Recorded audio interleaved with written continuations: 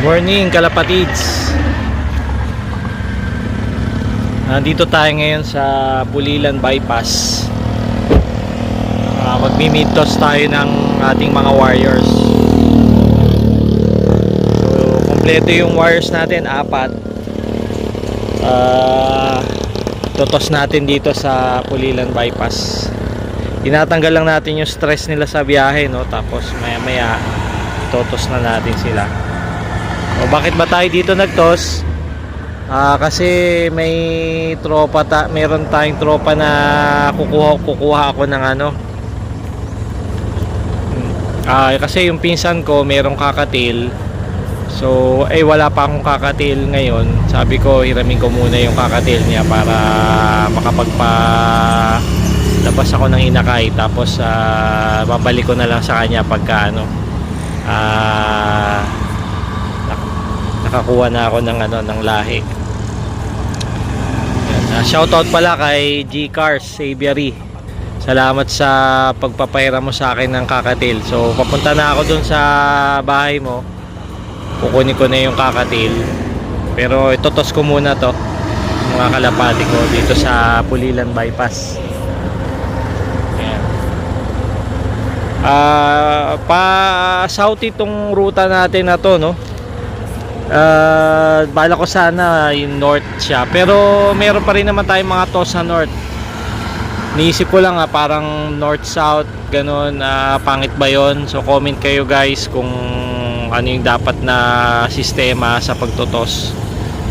Meron kasi akong ibon dyan na itotos ko na ng Valenzuela, so sanay siya sa south. Pero itong tatlo na to, first time natin itotos sa papuntang south. Puro pa north. Yung isa Arayat, yung Opal, tsaka yung Dark Check. Toss na natin sa Arayat yan. Yung Grizzle tsaka yung checkered na Young Bird, hanggang sa Simon pa lang. So ngayon, totos natin sila ng south dito, Pulilan Bypass. So yung mga first time dito, yung Grizzle, yung Young Bird na checkered, at saka yung Opal. Ayan. So meron naman silang guide, yung Dark Check ko. So sana makauwi. Ayan, tingnan natin kung makakauwi sila. Medyo maganda yung panahon ngayon. Tsaka pag tinignan mo yung location na to, napakaluwag, walang magiging sagabal, hassle sa pagtotos. Kahit marami sasakyan sa daan, dito tayo magtotos sa sa harap ng bukid.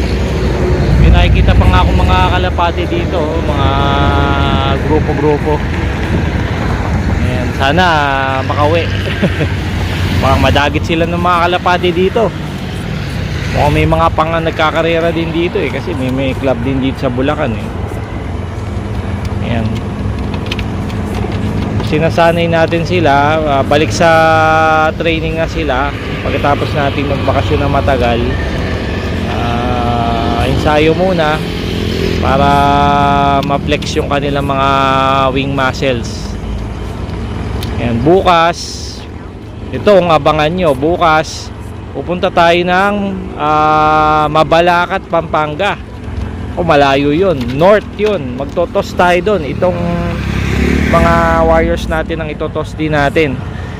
Titingnan ko pa yung isang young bird ko na dark na na checkered, kasi parang naglulugon pero mukhang sa ulo lang naman ang lugon niya. Obserbahan ko kung ano magiging pakiramdam niya after nitong toss na to. Tapos doon tayo magdidesisyon kung sasama natin siya bukas sa Mabalacat. So yung dark check na itos ko na yon ng Mabalacat So ayan, so panibagong experience na naman sa warriors natin. Ayan, ito magpa 5 minutes na. So totos na natin, mukhang gusto na rin nila lumipad Ayan. So ready na ba kayo guys?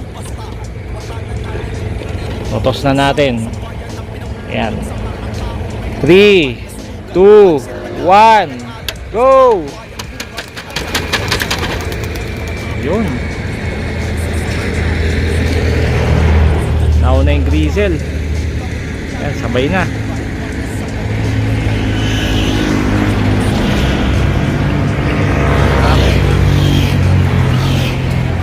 Sana makawi.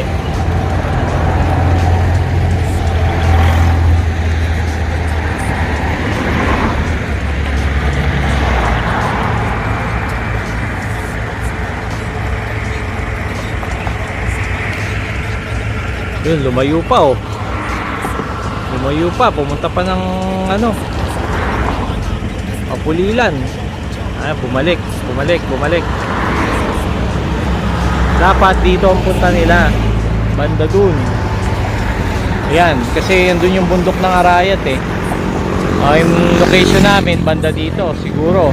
Kaya dapat dito sila gagawi. Kasi ni mga kalapati natin, ayun, andito pa sila sa kabilang side.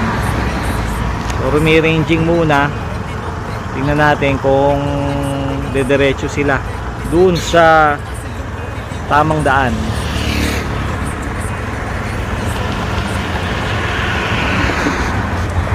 Ayan, bumabalik na dito.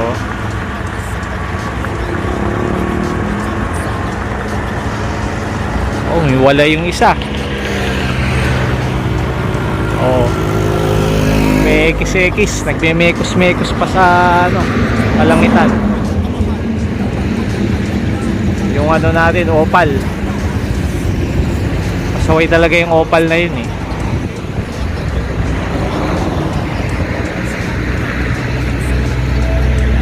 Oops, pumunta pa doon sa may bandang Pulilan. Di dyan ang daan nyo, dito. Ayun, doon. Arayat. Lumayo pa. Oh, babalik.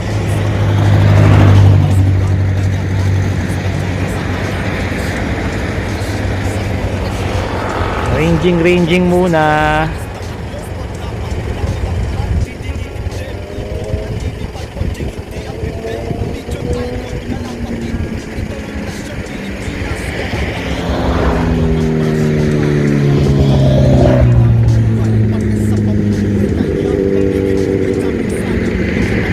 Asa na? Ayun, lumayo pa. Sige pa. Pumunta pa ng Pulilan. Oh. Oh, so hindi na natin patatagalin itong video na to. Abangan natin. Tingnan natin sa loob mamaya kung mauna silang dumating sa akin o hindi. Lapit lang nito, Pulilan lang. Ayun oh, nakikita ko pa yata doon. Sige. So, mamaya update ko kayo sa pagdating natin ng bahay kung nakauwi sila. Bye-bye! Morning guys! So, dito tayo sa aviary nung pinsan ko. Diba sabi ko sa inyo may kukunin akong kakatail. So, nandito na tayo. So, pakita ko sa inyo yung kakatail na hiramin natin.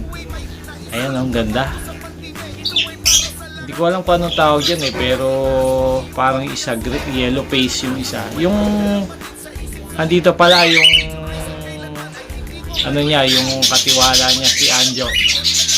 Ayan. Anjo, yung yellow face, anong hen ba yon? Hen. Ito yung cock, yung gray. Ayan, ganda. Meron kasi akong kakatail nun, kulay puti. Pula pa mata nun eh. Albino kakatail. Na-swap ko sa rainbow tawag dito, rainbow parakeet. Kasi nagpa-project ako ng ng rainbow Hagoromo. Kaso yun, so na-swap ko siya. Actually nung nabili ko yun bata pa, yung pala nung umidad na pala yun, parehong kak. Sayang din, maganda rin sana yung big size ngayon gusto ko ulit magkakatil kasi wala na akong kakatil sa aviary. Tapos iba kasi yung tunog ng kakatil pagka yung kahit marami kang ibon, lumilitaw yung yung tunog niya. Meron na ako isang pares nun. Pero mayroon pa ako San Kunyor sa bahay. May pares akong San Kunyor. Pero iba yung ano nila. Pagka nag-ingay sila, talagang litaw na litaw yung sa kakatil. Kaya nagustuhan din ng anak ko yon, tsaka yung misis ko ngayon. Sabi ko, gusto mo bang mag-alaga ng kakatil? Sabi ko sa misis ko, sabi sige. Kasi gusto nila yung tunog. Kesa doon sa San Kunyor, yung San Kunyor ang ingay eh. Ito meron, tingnan natin iba niyang mga ibon, no? By the way, ito pala yung mga kakatil niya, dami. Ano yan? Ano yan, anak ng nito? Ito po, may bago ngayon, dalawa. Dalawa, puro puti. Ito pong kabila meron, isa lang. Kakatil. Dalawa lang yung ito. Mas masipag po ang kakatil. Anong klaseng ano yan, yung mga lahi, kinuha niya? Hindi ko lang Oh. po ang Ano, kumbaga sa kulay lang, no? Iba-iba yung kulay na kinuha niya. Mga ano to guys, masakit manukato. Kaya nagdala ako ng ano eh, ng May gloves po ba kayo? towel. Towel na May lang. gloves po dyan, nasira na eh. Katotokan eh. Oo, masakit. Napunit na naman po eh. Medyo ang sakit talagang ano yan, manuka. Kaya ano, ingat tayo. Ito maganda, yellow face yun, saka white naman. Mahilig pala siya sa kakatil mo. Tapos meron siya dito, ito Budgerigar. Meron ganito rin ako eh. Kaya pala ayaw na niya ng budgie. Sabi ko bibigyan kita ng pares. Kanina po lahat, yan na lang natira. Saka yung isang pares doon na may itlog. Oo, ay dami pala niya. Yung kakatil po na yan, nabawasan na yan. Nag-out siya no. Nasa 15 pieces po yan noon. Tapos inalis niya kung mag-alis. 5, 3. Tama-tama, mayroon akong tropa sa Manila na ano, naghahanap ng pares. So, tama-tama. Akala ko kasi yung kakatil niya, ito lang. So, hindi ko naman mai-alok doon sa tropa sa Makati. Eh, ngayon nakita ko na. So, marami pala siyang pang-out. Tatanong ko kung may pang-out siya na pares. Yun, mabibenta natin. Matutulungan natin si Pinsan na mag-out. Nagkasama yung budgie. Buti hindi naaway yung ano. Hindi naman. Ito nga minsan nakakalusot eh. Ano yan? Fire blue? Ano ba? Pula ba mata niyan? Ito po. Fire blue pale palo. Fire blue. Maano kasi sa ibon eh. Tapos yun ay mukhang ano yun na Alps 1. Hindi. Hindi. Parang Alps 1. O ano. Parang ano mukhang mahal to. Mukhang ano pa yun Bio-Opapil. Violet. Tapos yung isa parang ganun din. O baka mamaya ano yan, dilute. Hindi ko masyadong maano yung dilute tsaka yung ano eh. Parang dilute eh. Mga mamahalin yan yung nandiyan sa ano na yan. Pero wala silang, hindi sila pares ano. Hindi. Tatlo lang. Nakakita po namin kung ano yung magpapares dyan eh. Yung isa na yung kasi bago. Yun yung parang may black sa ulo. Oo. Hindi pa alam kung ano yung cockhen. Na ano namin kung sino yung magdidikit lagi. Oo. Tapos ito, parang red factor to Naku po. Grabe pala to si Insan. Ang galaga. May red factor dito guys. Alam niyo magkano presyo niya? Mahal yan. So siya nakapares sa Yellow Bull. Ay hindi. Lutino. Sa Lutino pa. Tsaka red factor. Oh wow. Grabe to. Mahal yan. Ngayon lang ako nakakita ng red factor sa personal. Ayan guys. Ganda. Pero wala pang pugad eh. Palagay ko, pinapares pa Bago lang. lang po yan. Bago lang. Pares lang. Ay, kung may isa pa ulod, bagong dating. Eh, bago rin to. Ano to Iba yung kulay nito. Parang ano. Sabi niya, ingatan ko daw yun eh. Baka daw makawala. Ano ba to? Dilute na green dilute? Ah, hindi, par blue. Oy, parang hindi ko alam ano ba to, yellow face ba ito, guys? Kasi kung yellow face yan, napakamahal yan. Parang ano, green dilute na parang sa akin, parang green dilute eh. Tatanong natin si Insan. O parang par blue. Pero iba ano yan, maraming ilalabas natin yan. Na mutation, ibang ganda ng kulay. Sabi nga niya, ingatan ko daw eh. Oo. Kaya sinecure ko yung kulungan, nilagyan ko ng hook. Kasi baka mamaya, Oo. bumpas, makakalipat. Meron din pala siyang ano, may pintuan dito, so tamang-tama. Kaya nilalak ko po yan. Oo. So itong kakatail, ayan. Tapos ito, Ayan, doon yung ano to, Indian green chick. Green chick conure. Nakapag ano na ba yan? hindi pa. Tagal na ako. Ako rin, may sun conure eh, matagal eh. Dito pa ako yung isang pares, nasa ilalim, bago lang. Meron pa. Green chick. Green chick conure. Yan, may presyo din yan. Wala pa rin, no? Bata pa ba? Wala pang pugad ah. Wala pa, tagal na. Ayun ko kasi bago lang, yung isang pares na yan. Oo nga eh. Matagal yung sa akin yung sun conure ko. Binili ko nung February. November na. Pero nakapag-itlog na yon ng 4. Kaso nung ano, parang may isang araw pagtingin ko nawala yung isa. Nawala yung dalawa.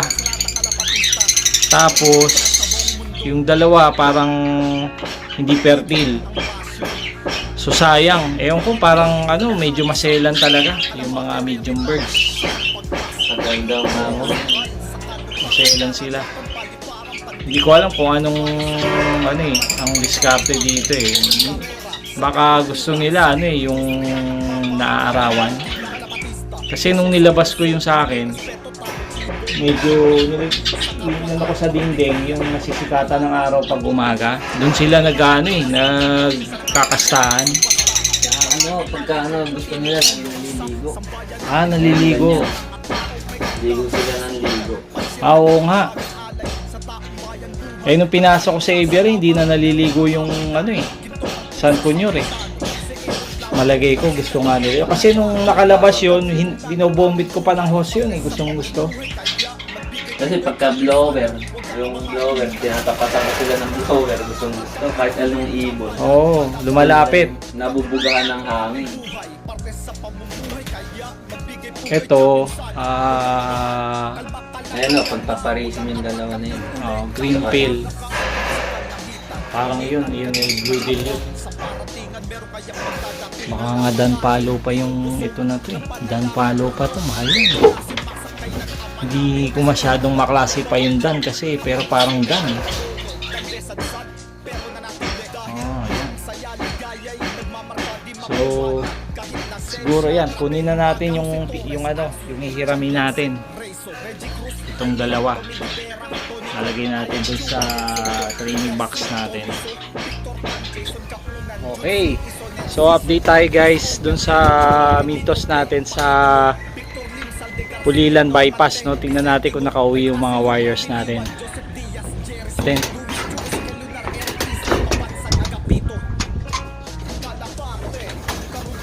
Ayun.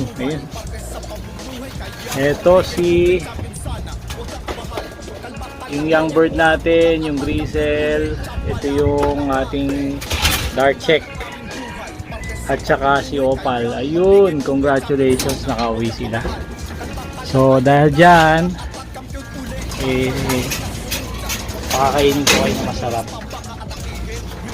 So nakauwi naman pala sila. So ayun, bukas i-condition natin sila ngayon para dahil bukas may biyahe tayo sa Mabalacat. So mapapalaban sila doon sa toss na yon. Tingnan natin kung itong young bird natin medyo ano, mahina ba siya dahil doon sa lipad niya ngayon o hindi. Sa patansya ko parang medyo lugon siya sa ulo. Tingnan natin kung kakain siya ngayon. Nagalangan ako, itotos ko siya na mabalakat kasi medyo malayo yun, sa bandang medyo 30 plus kilometers yun. Kain na. Ayun, bumaba agad. Mukhang nakikipag-agawan pa dahil dyan masasama ka bukas. So ibigyan na lang natin ang mga supplement para mas lalong lumakas. Very good. Ayan. So yun ang update sa ating toss. Kaninang umaga sa Pulilan Bypass nakauwi sila. Kahit pass out yung toss natin. Galing na mga wires natin. So dito ko natatapusin yung vlog na to. Thank you so much. Bye bye.